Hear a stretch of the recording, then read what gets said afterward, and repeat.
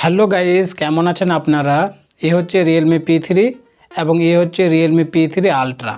Guys, আপনাদের মনে আছে কিনা জানি না, এর আগে রিয়েলমি P3 প্রো নিয়ে একটি ভিডিও করেছিলাম।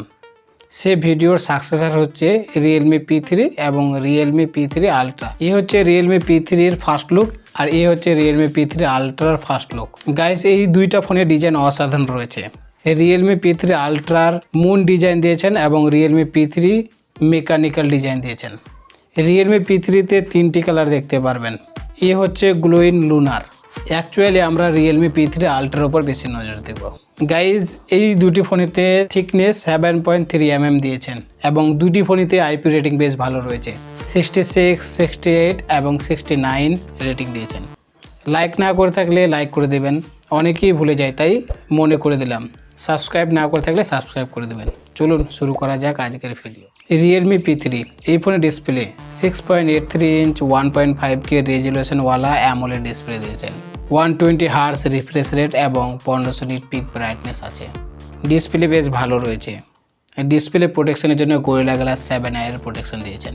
এবার যদি আপনি রিয়েলমি P3 আলট্রার কথা বলেন তাহলে সেই ফোনেতে ডিসপ্লে দিয়েছেন 6.67 inch quad curve AMOLED display দেখতে পারবেন।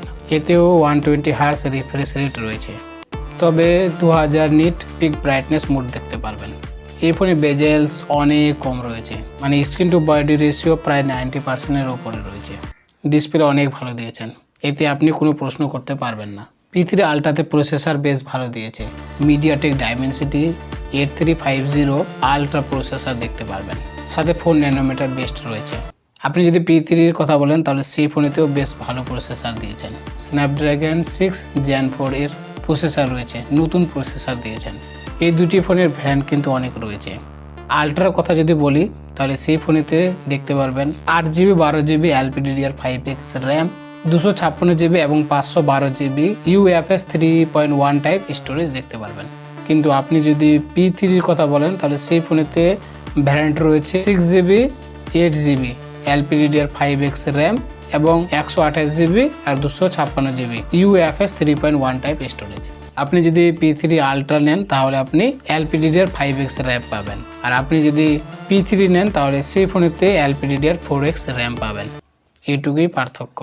ব্যাটারিও সেম রয়েছে, 6000 mAh এর ব্যাটারি, কিন্তু চার্জারের মধ্যে পার্থক্য রয়েছে।